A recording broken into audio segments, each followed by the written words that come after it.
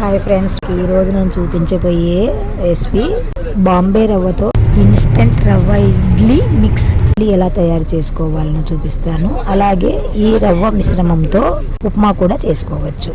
బాండి పెట్టుకున్నాను, ఆయిల్ వేసుకున్నాను. ఇందులో పోపు వేసుకోవాలి.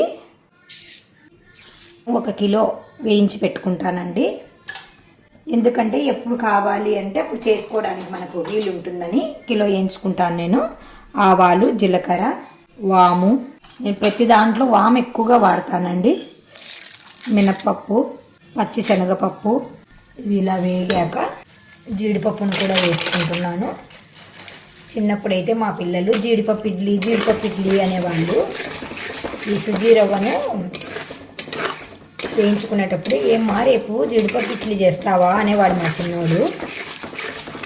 చాలా బాగుంటుందండి. సుజీ రవ్వ వేయించి పెట్టుకున్నాము అంటే మనకి ఎప్పుడు కావాలంటే అప్పుడు ఉప్మాలాగా చేసుకోవచ్చు, ఇడ్లీలాగా చేసుకోవచ్చు అండి. మన ఇష్టం అండి. మీరు కొంచెం ఓపిక తెచ్చుకొని ఒక్కసారి వేయించుకున్నాము అంటే ఒక 4 టైమ్స్ 3 టైమ్స్ 4 టైమ్స్కి మన జనాలు బట్టి వస్తుందండి. వేగాక రవ్వ వేసుకొని బాగా సన్న మంట మీద వేయించుకోవాలండి. మనము ఇడ్లీ పెట్టుకునేటప్పుడు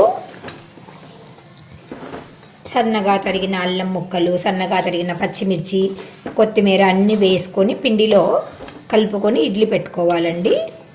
ఇది ఓన్లీ నేను వేయించేది మాత్రమే చూపిస్తున్నాను కాబట్టి ఇలా వేయించుకొని స్టాక్ పెట్టుకోవాలండి.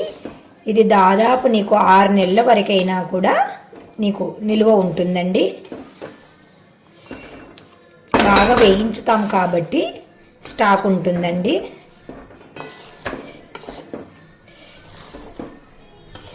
పచ్చిమిర్చి ముక్కలు, అల్లం ముక్కలు వేసుకుంటే చాలా టేస్టీగా ఉంటుందండి ఇడ్లీ.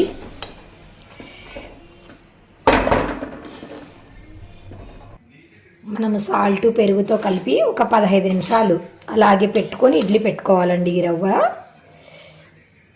చాలా టేస్ట్ ఉంటుందండి, చాలా బాగుంటుందండి. తప్పకుండా మీరు ట్రై చేస్తూ ఉండండి ఫ్రెండ్స్. ట్రై చేసి మాకు కామెంట్ రూపంలో మీకు ఎలా వచ్చాయో తెలుపుతూ ఉండండి ఫ్రెండ్స్. మనం చిన్నగా ఇలాంటివి చేసుకుంటే ఆరోగ్యం కాపాడుతామండి మన కుటుంబానికి. వేయించుకున్న తర్వాత స్టవ్ ఆపేసి చల్లారనిచ్చి మనము ఒక బాక్స్లో స్టోర్ చేసి పెట్టుకున్నాము అంటే నీకు 6 నెలల వరకు ఏమీ పాడవదండి. తప్పకుండా మీరు ట్రై చేయండి ఫ్రెండ్స్. Bye friends.